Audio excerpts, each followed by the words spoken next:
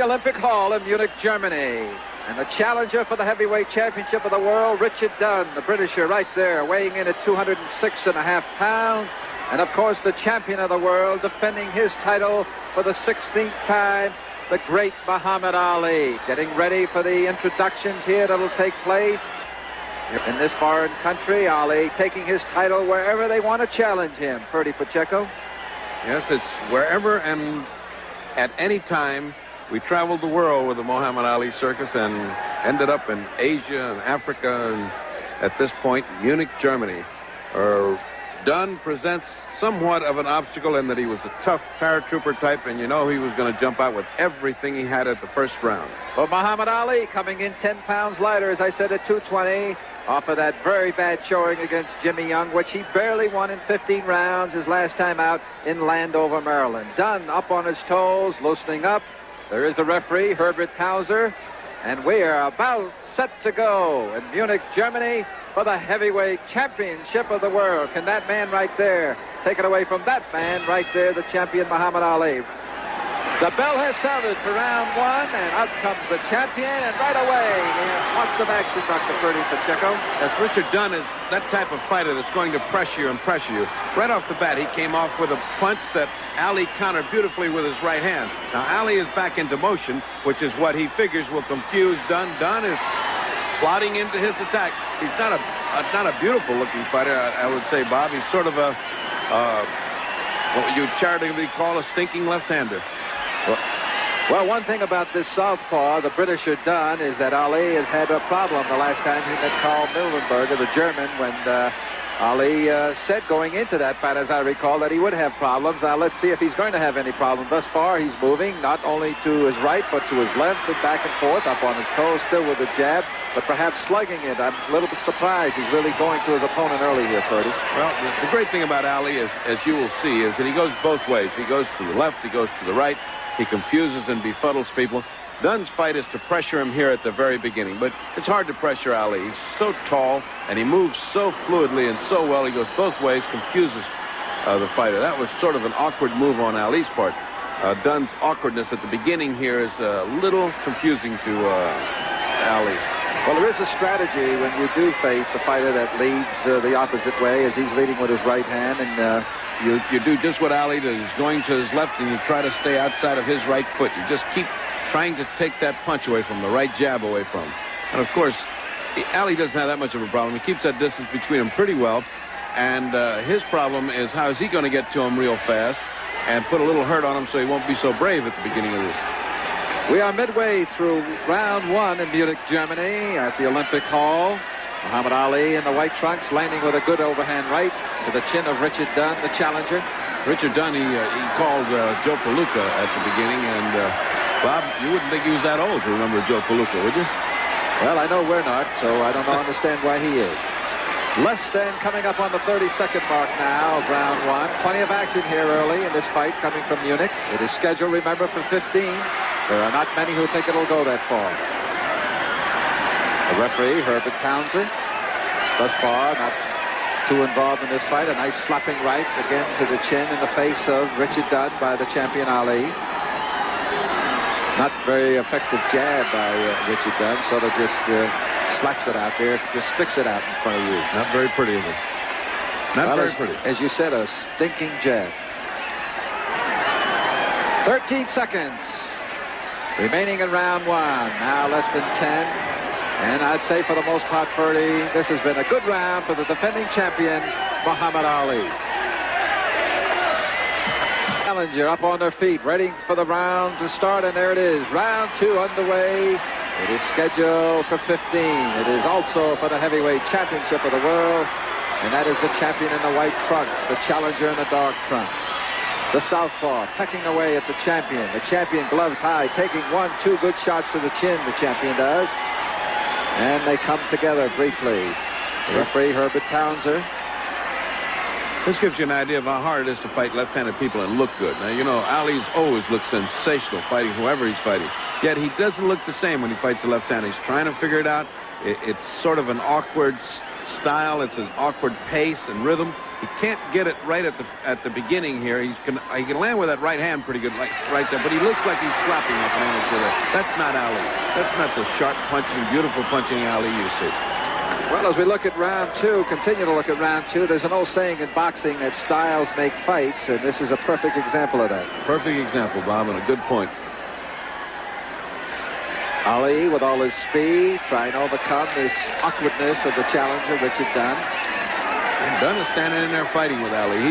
He is not taken a step backward, and he is determined to do what he can. And look at this. At the very beginning, he's putting in left and right hands. It's just a determination by the English paratrooper. He feels like he must get off and get these early rounds, and so far he's doing pretty good. Pretty good for 3:30 in the morning, because that is the time that this bout got underway, Munich time. Ali rubbing a little lace in the face of the challenger. I don't think he meant it, Bob. He's really a very, very clean fighter. One of the cleanest fighters I've ever worked with. In all the tough fights that he's had, he never resorted to dirty tactics if he could help it. Well, with his talent, he really didn't have to. That's the punchline of that story. But meantime, here we've got Dunn standing there, and still Ali not doing too much to him the second round. And look at him getting in with the left hand. Good shot by Dunn, and perhaps his best of the first two rounds. But Ali comes right back and snaps the head back. That was that once, twice, almost looked like he hurt him. He did hurt him. They're coming back, and they're going right into action, and that's toe-to-toe action. I think he hurt Dunn, but Dunn is fighting right back. Well, Look at the way he put the left hand. He's showing Purdy he can take a good punch because he took some haymakers from the champion, but there he is, coming right back. The tough Britisher. Less than 30 seconds now remaining in this exciting second round from Munich, Germany. I must say he could have gone down from any one of those shots. It wouldn't have been a surprise. He got some flush right hands right on the chin, and he came back with his own lefts. Well, still pressing, still coming forward is the challenger, as we are well under 10 seconds now and counting down round two.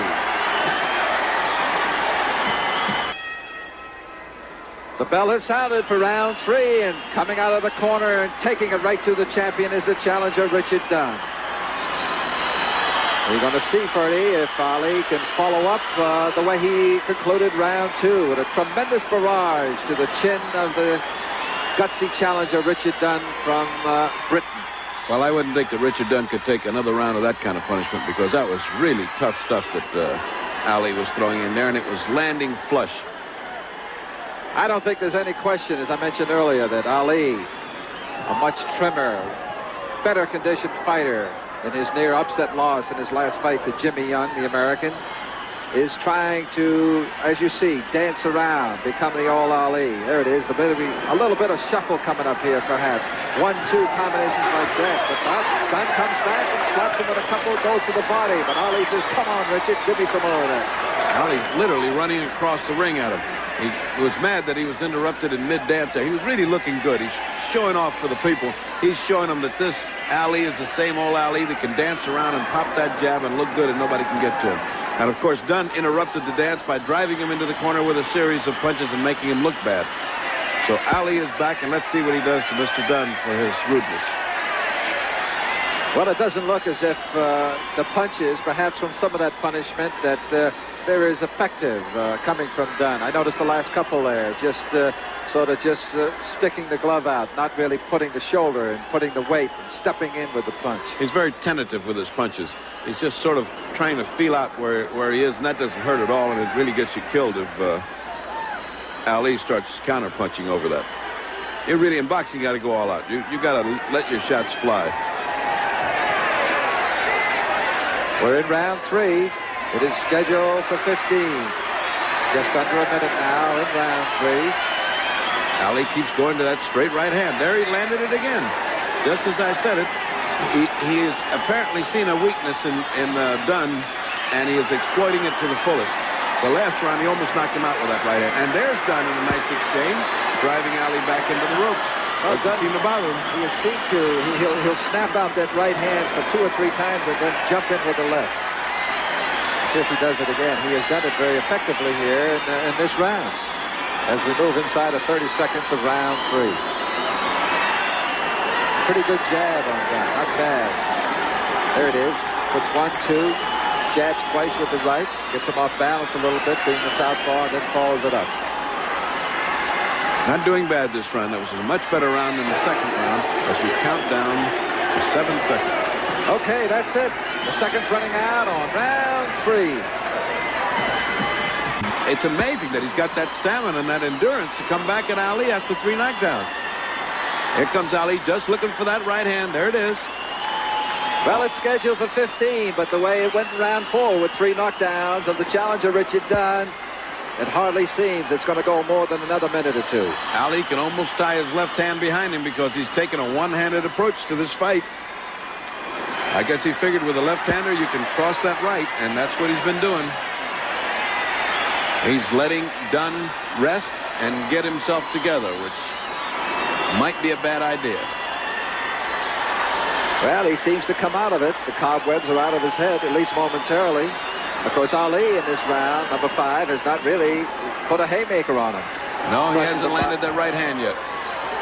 He's now gone back to using the left a little bit to set up the right, which is, of course, great fighting technique. Good left. Nothing works without the left hand first, as all great boxing trainers will tell you. This is an exception, this fight, since he's landed a lot of right hands where he never threw or even started to throw the left hand. There it goes again without even a hint of a jab. There it goes again.